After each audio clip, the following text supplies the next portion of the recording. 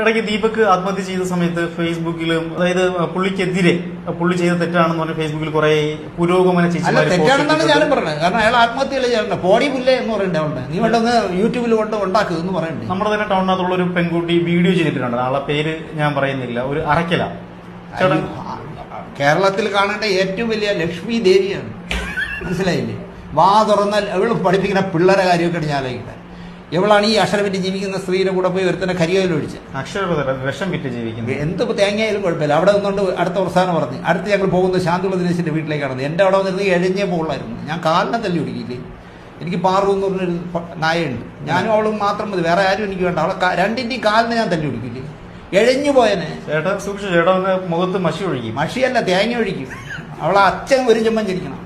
ഈ പറഞ്ഞവളെയൊക്കെ തന്തമാര് ഒരു ജന്മം കൂടെ ജനിക്കണം. എന്റെ ദേഹത്ത് മഷി ഒഴിക്കും. തന്തേക്കാൾ മോശം അതെനിക്കറിഞ്ഞൂടാ. തന്തേക്കാളും മോശം. തന്തയ്ക്കൊരു കൈക്കുറ്റം പറ്റിയതാണ് ഇതുപോലുള്ള വിടക്കുകൾ ഉണ്ടാക്കിയത്. അത്രയും ഞാൻ പറയും.